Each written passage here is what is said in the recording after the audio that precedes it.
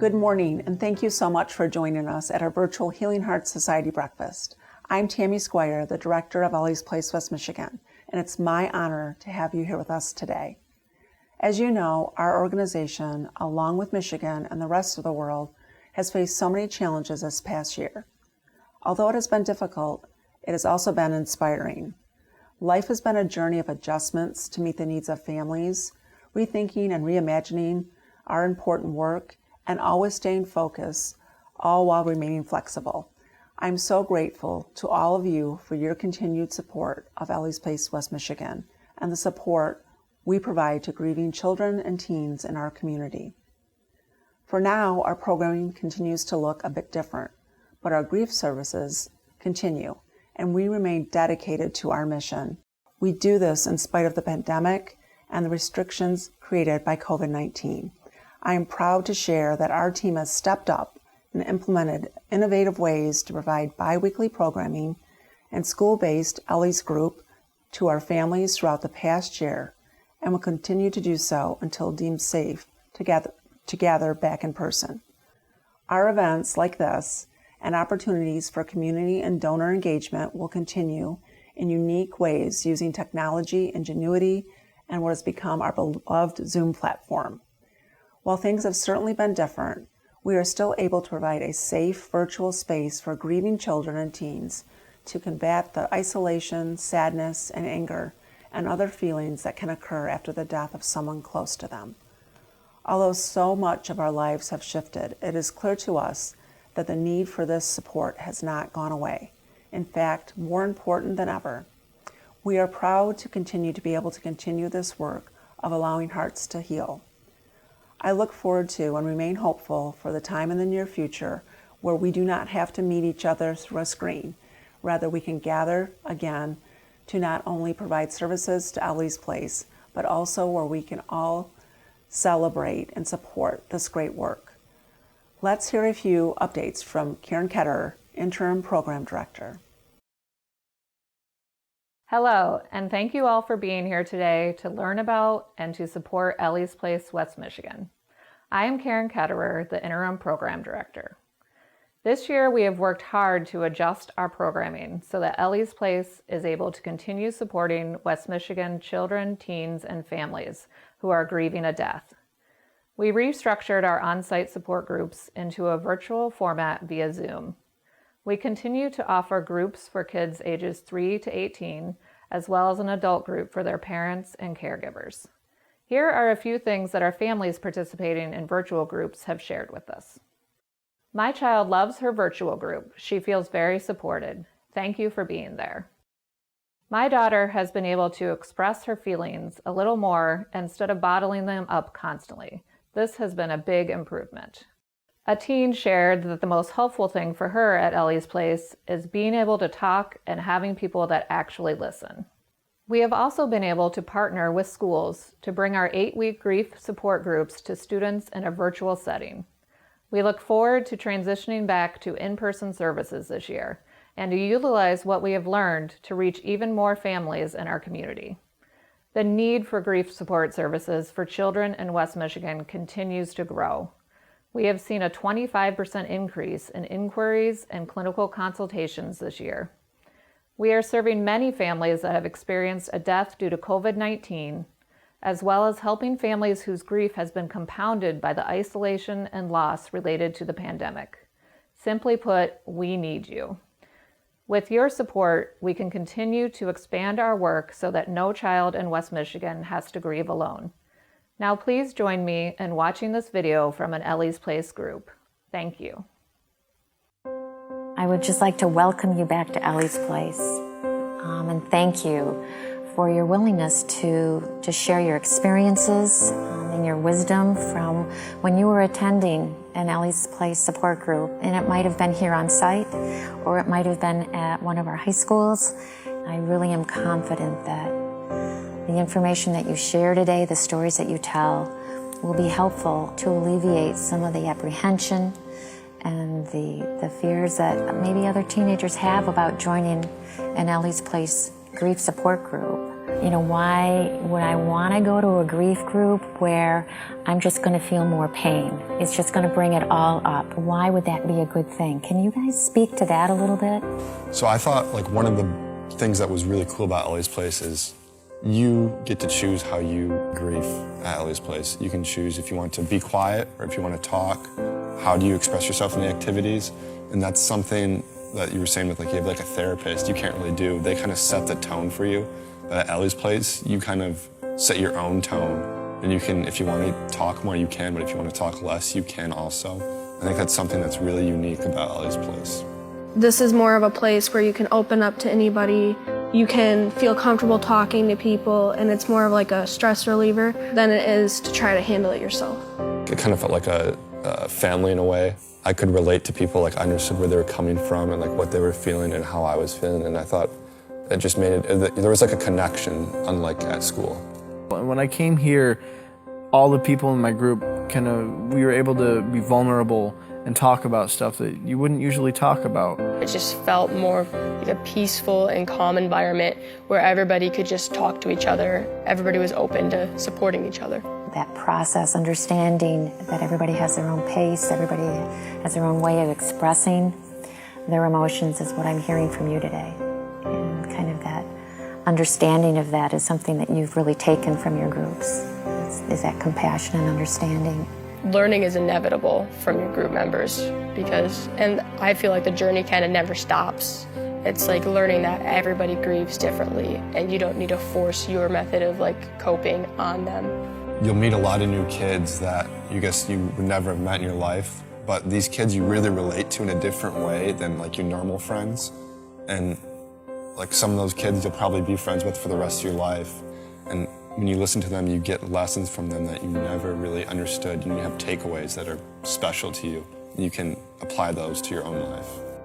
It may be scary at first, but after a while, this is a safe place. You can say what you need to say and grieve how you need to grieve, and nobody's gonna judge you for it or stop you, and you're safe here. I remember the first day we came, we made 10 rules. It was no one can go on their phones. You can't tell anybody anything, outside the group, and just made you feel a lot more safe. No one should have to grieve by themselves. And I think that's a great motto that Ellie's Place has. I think that having that ability to talk about how you're thinking and feeling is just so important. And I want to thank you so much for doing that today.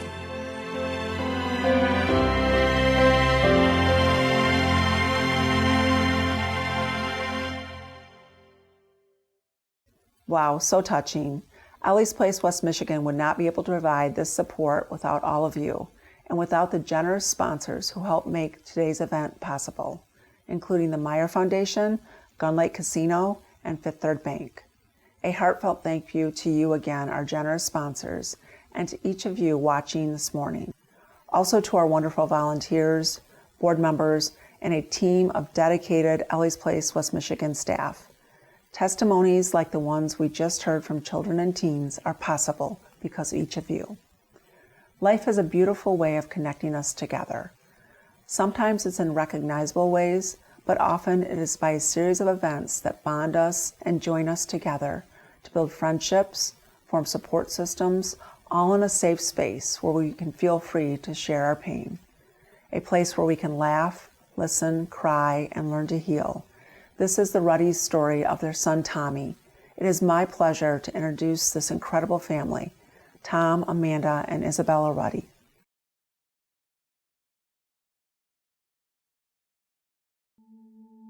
Someone once said to me, grief is just love and it has nowhere to go.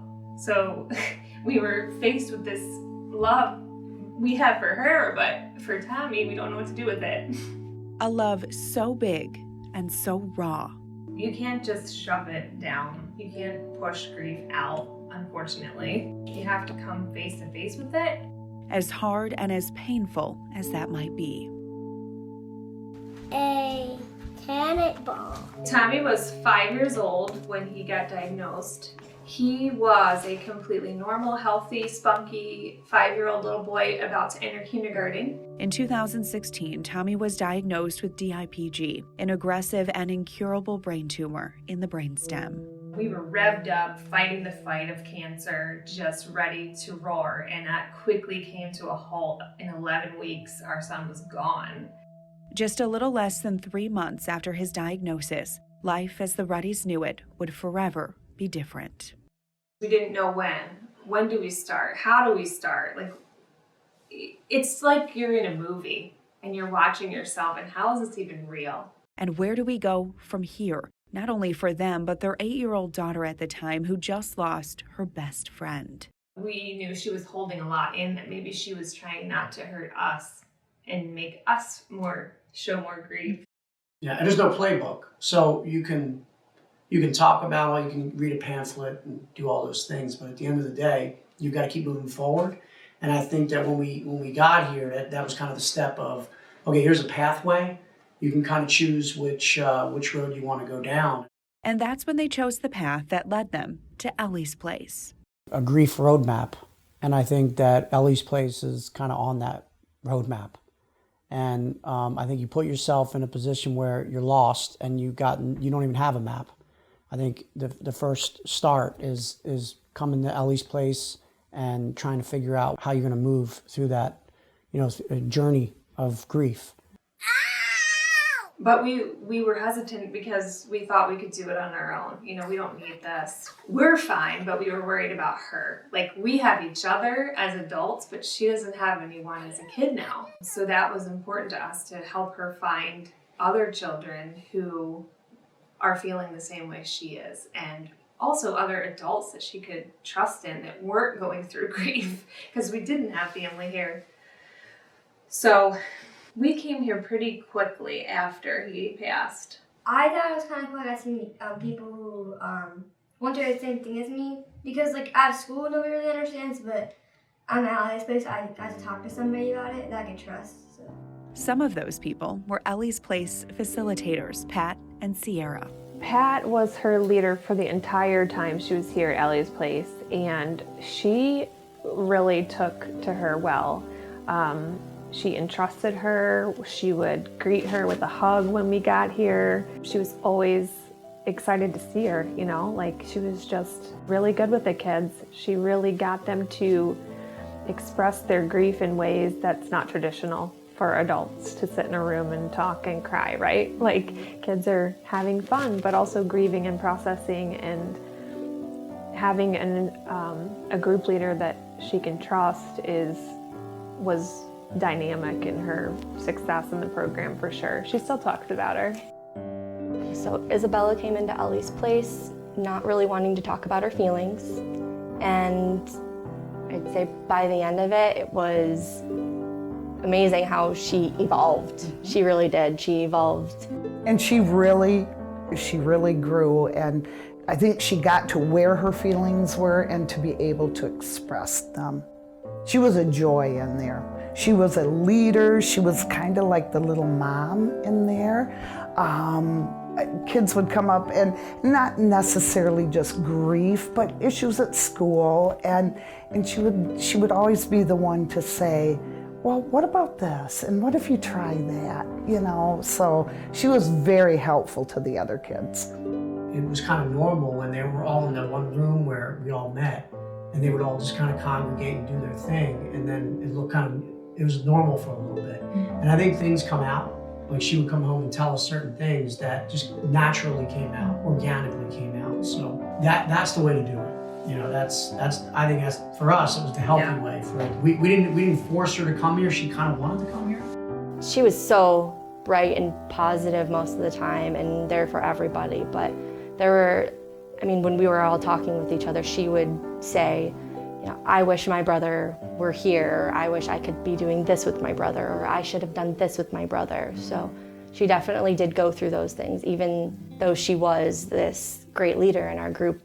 I remember her saying, even when he was sick, that they would be out in the backyard on the swing. She would bring wonderful books, those picture books of trips and vacations, and she would share with that. So she had wonderful memories.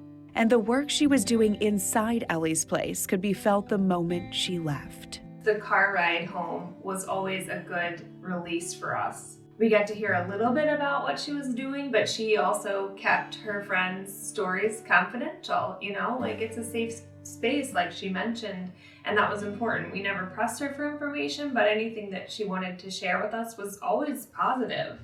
She always had a good time, and they were very creative with helping the kids get their emotions out in ways other than counseling, traditional counseling or questions. You know, they would make clay figures of their emotions they were experiencing. And then during the car ride home, she'd talk to us about why she made a mad emoji or a sad emoji.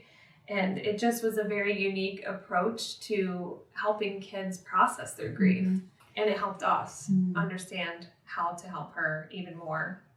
I guess like it kind of also took my mind off things when they like fun time and stuff.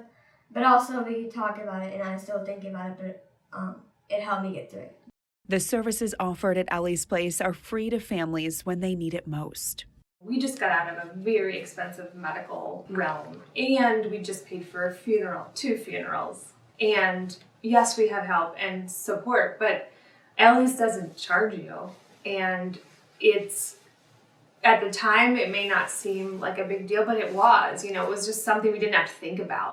Knowing that that wasn't another burden that we would have to carry was huge. So they could focus on what mattered, each other. Ellie's Place was good for the 3 of us because it could encompass Isabella. And while she was in her group setting with kids, we could sit in ours if we chose to. And, you know, we were in the child loss room. So we could get out feelings that we were having, and she could get out her feelings. So just embracing those feelings and working through them and kind of normalizing them, seeing other people that really have this too, helped us. It helped them get to where they are today. I'm pretty proud of where we've come from. You've got to keep that smile on your face, like Tommy did, and even when he was going through it, I mean, it was amazing. Even when he couldn't talk, he was still, you know, making us happy just by little things that he was doing. And so I think that's you know, it'd be a shame if we didn't keep that going as long as possible. So that's what we do. What were some of his favorite things? He really liked yellow. Yeah. He loved his yellow Converse, which he wore like every day. And he was kind of a neat freak.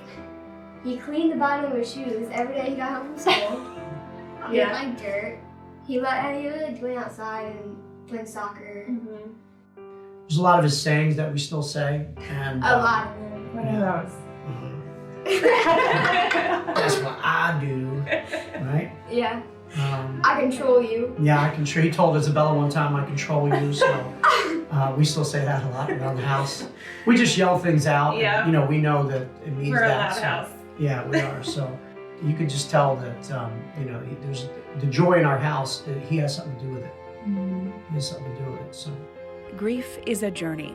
It never stops. It never leaves you. It just changes and moves with you through life. And Ellie's Place is a vital stop on that journey. He was truly an unconditional lover, really. Like, he loved people. And he always saw the good in people and wanted to make people better. So, like, one of his best friends was in a wheelchair. And he used to always say how he felt bad for him and felt bad that the kids made fun of him. But he never saw that side of people. So for me, he just makes me see beyond the surface and see the good in people and not someone's disability or... And it's a big part of who I am personally and professionally, and he's driven me to go back to school and become a nurse practitioner in 6 weeks. So I'm just excited to carry on what he's taught me about love and people. I see things in a whole different way now. And unfortunately it took that, but I think you need to change for the better. And, you know, we all have in our own way.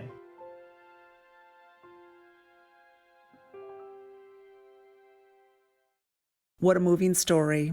Now I'd like to introduce you to 2 very special people, Mike and Sue Jandernoa, Ellie's Place, West Michigan, founding members and supporters. Mike and I are honored to be able to talk to you this morning about Ellie's Place, West Michigan, and our involvement in this important work. We were part of the initial group that brought Ellie's Place to our community. We were made aware of several families that were traveling quite far every week to seek support for their grief to Ellie's Place in Lansing and Ann Arbor. Grand Rapids needed this type of organization to have a presence in our area, and through the hard work, dedication, financial resources, and diligence of many, it happened. Sue and I have been proudly supporting Ellie's Place, West Michigan since it first came to our community almost 8 years ago. We feel it's made a significant positive impact on families in the area, including ours. 3 years ago, we lost our 5-year-old granddaughter, Audrey. And like the Ruddies, we know firsthand how devastating this was to our entire family.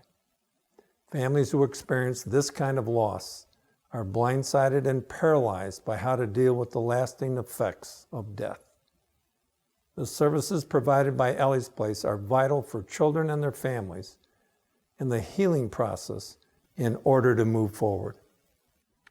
This past year, the COVID-19 pandemic, including lockdowns, isolation, and much loss, has further exacerbated the need for grief support services.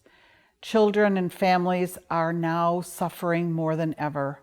The organization has seen a 25% increase in inquiries and clinical consultations just this past year. They are now unfortunately also serving many families who have experienced a COVID-19 related death.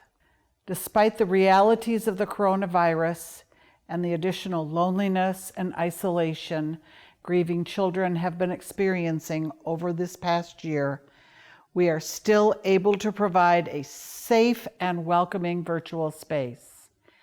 Annually, it costs approximately $600 per child to provide these services. We continue to support Ellie's Place through the Healing Hearts Society platform.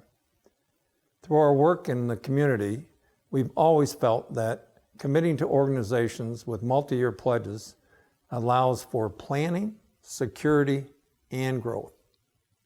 A multi-year pledge or a one-time gift from you allows this important work to continue.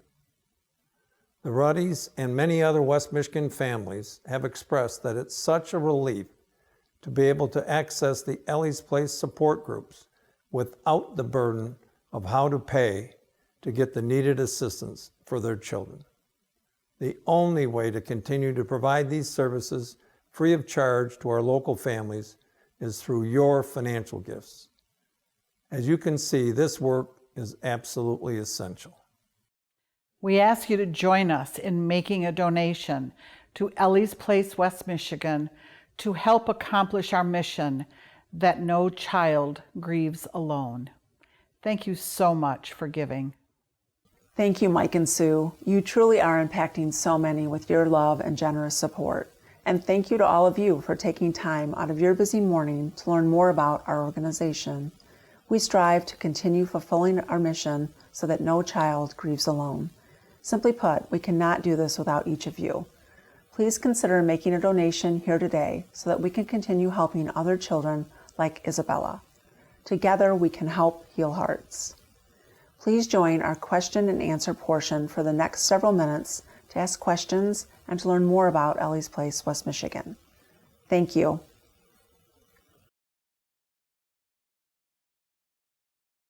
Hi there. Thank you so much for watching our Healing Heart Society breakfast. And I'm Tammy Squire, Director of Ellie's Place, West Michigan, and this is Karen Ketterer, Interim Program Director, and Christy is behind the screen. And we want to let you know that we're going to keep the question and answer portion going for about until 8:45. If we don't get to your questions, we will make sure that you receive them via email after. Also want to remind you that donations are being matched up to $10,000. So if you haven't made a gift yet, we can ask you to do so.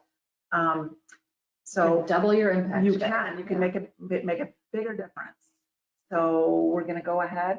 Yeah, we're gonna take some questions. So if there's anything you're wondering about on the program side, on the development side, on what Ellie's Place does in our community, if you look on your control panel, there should be a little bubble with a question mark in it that you can click on to answer or to ask a question. So Christy is going to be watching for those, and we'll be asking them as we go. So let us know what you're wondering about.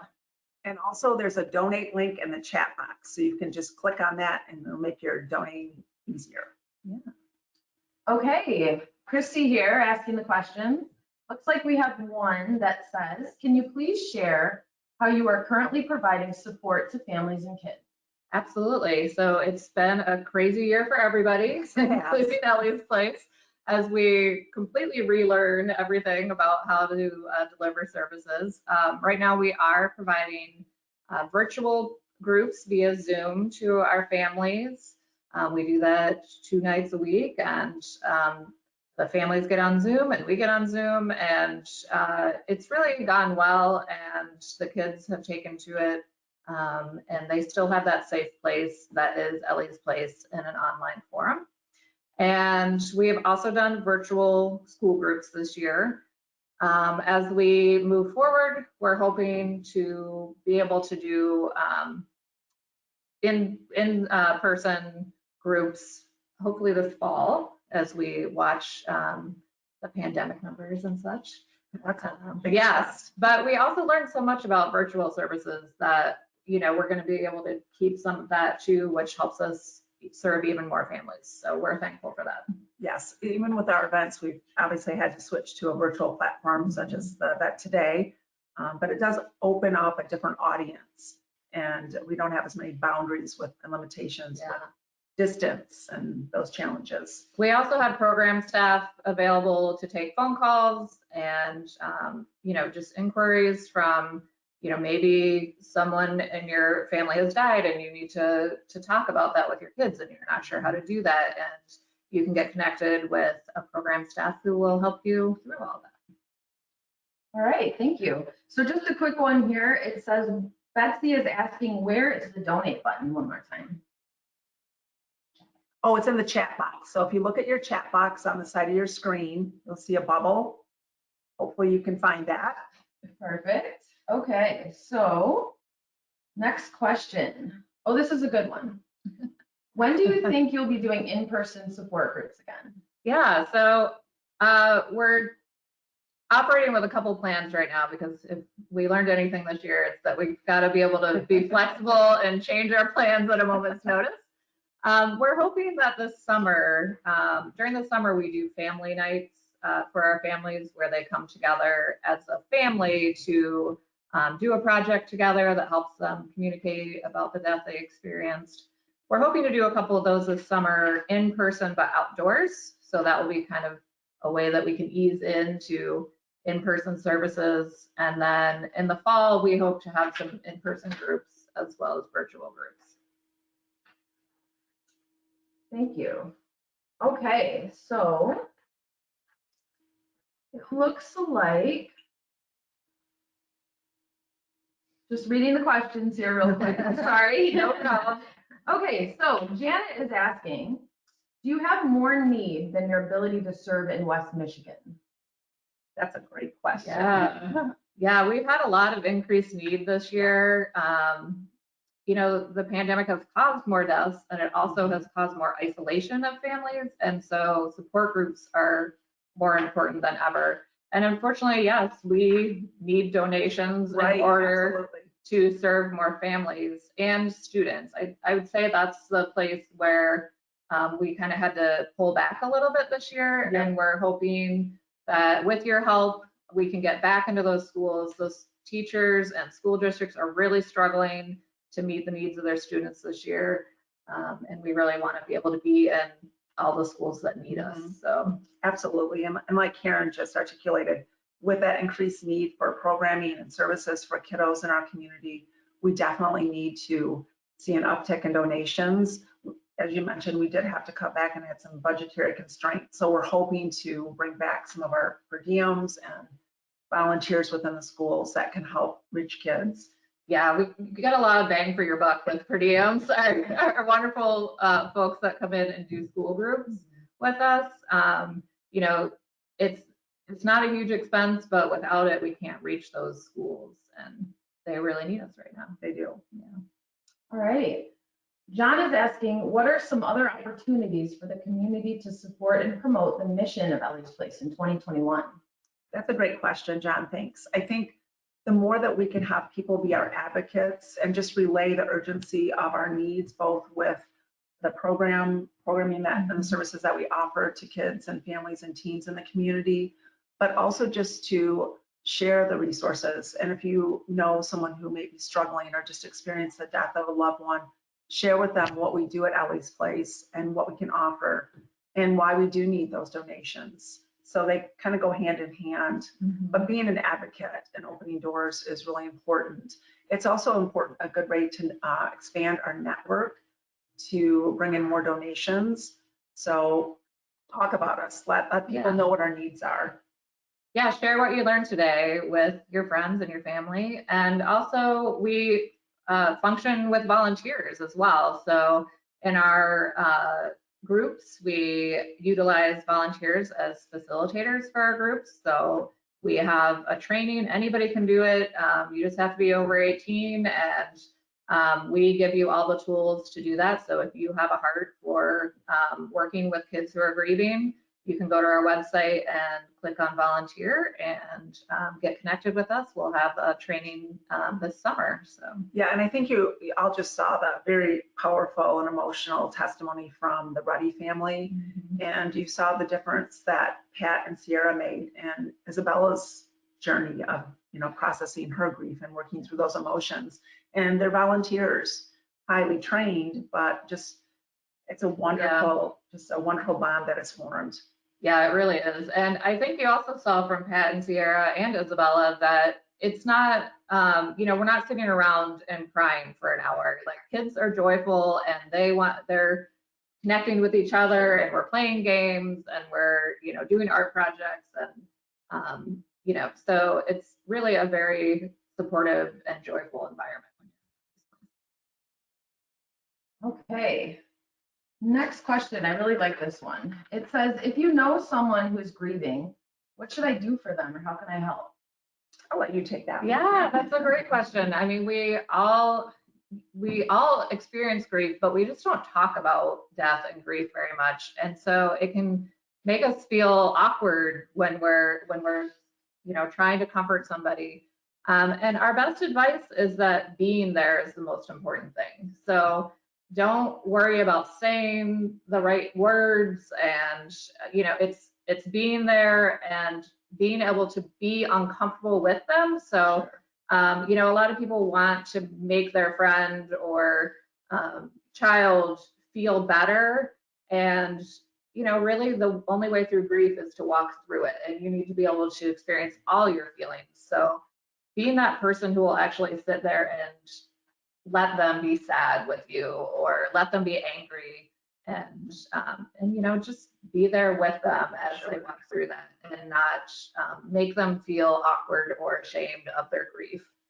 And so that's a great way to be there for a friend. Yeah, it's okay to not be okay. I think that's something that I've learned at my time at Ellie's Place is we often try to make everything positive and happy. And you know what? Grief sucks, frankly. It's hard, and it's difficult, and it's painful.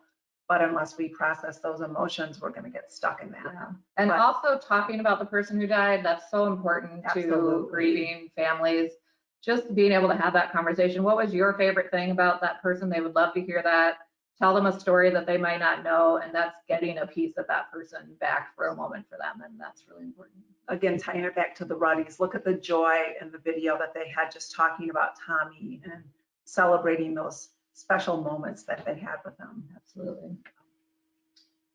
Okay, Alyssa is asking, if I can't donate my money or time, are there physical things that I can donate? Yeah, there are some things that you can donate as we get closer, especially to getting back in person. Art supplies and things like that. We're going to have to make changes in person this year, so we might need to have more supplies so that each child has their own set of markers and crayons and those kind of things. Office supplies, Exactly. like a ream of paper. It doesn't seem like much, but that's $5 or $10 that we don't have to take from serving the kids that we can utilize. So if you have any questions, there is a list, I think, on our website of supplies that we need and wish list. Also, if you follow us on Facebook, often we'll do something called Wish List Wednesday, where if we have a project coming up, you can order something from Amazon for us. And again, every dollar that you do that way is a dollar that goes directly to the kids then. Right, and we do 2 events each year, the Healing Heart Society breakfast, and then we also do Courage, Comfort, and Cocktails in the fall. And for that event, we need auction items. So you can reach out and share networks, and you can ask for donations to make up these wonderful baskets and packages that help us generate revenue for these kids. So there are many ways that people who maybe don't have the financial resources or necessarily a lot of time can make a difference. Yeah, call us and let us know what you're thinking. We can talk it through with you. Thank you. So I think we probably have time for about 2 more questions. We have one coming in that says, when do you think you'll be doing in-person support again?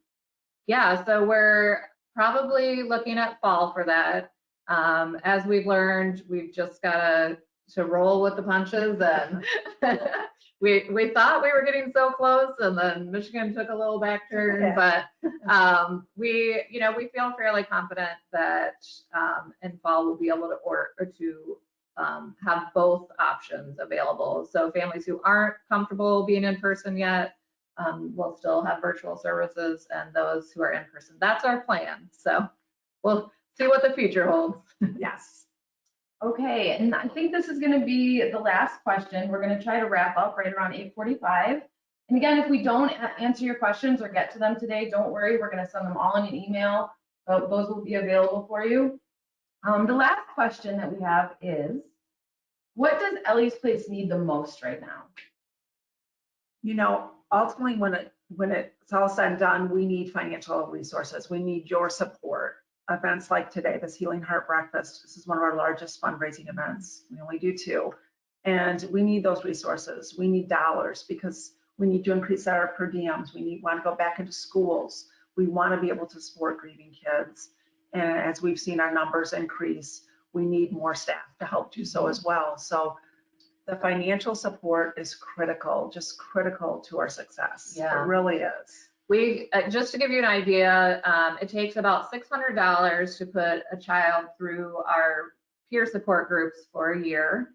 And for a school group, it's somewhere around $1,500 to $2,500, depending on if they're a new school and need to be onboarded or an existing school. And so you can see that need, like we said, is there. It's increasing. And we want to be able to pick up the phone and say, yes, we absolutely have a program for you. We actually absolutely have a place for you.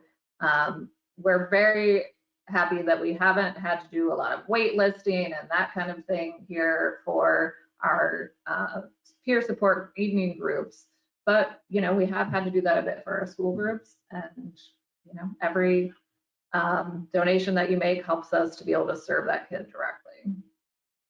So also, as the Janitor Noah said earlier, if you can do an ongoing gift where it's a monthly donation or a multi-year donation, yes, that allows us to plan. So then we know in the fall we can serve this many schools and we can get back to them right away and just be able to plan for that. So that's always helpful too. Yeah, and if you go to our website, there are multiple ways you can give, whatever works best for you, be it a monthly gift, a multi-year pledge, very helpful. Every dollar makes a difference. So I think, do we have time for one more question, Christy, or we want to?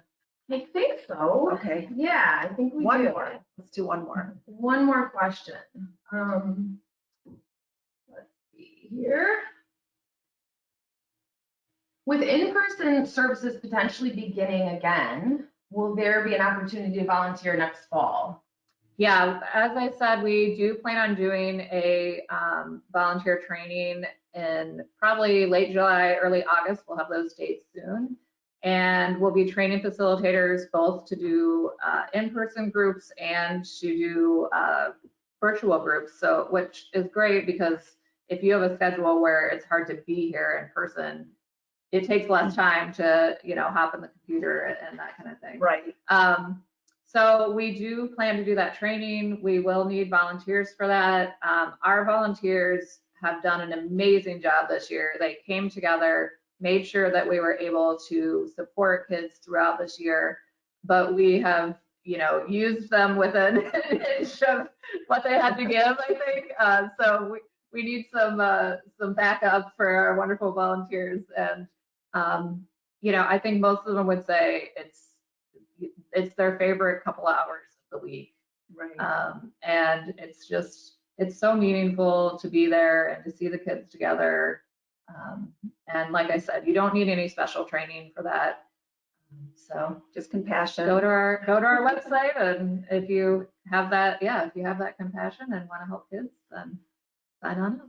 Another great way to volunteer is serve on one of our event committees. Yeah. We desperately need more people to step up into that leadership position. We have varying things you can do. You can ask for donations if you're not comfortable making an ask. We have silent auction recruitment. We have all kinds of position descriptions, and we need you. And it is a very rewarding feeling to give your time and your talent and your energy to help make a difference in the lives of kids who are hurting and grieving. I think that was our last question, and I can't thank you enough for your time today, taking a few minutes out of a very busy schedule. It means so much to Karen, Christy, and all the staff at Ellie's Place, West Michigan, and the kids we're serving, the families we're impacting. Thank you for your time. Thank you for donating. Thank you for supporting. And thank you for being here. Thank you so much.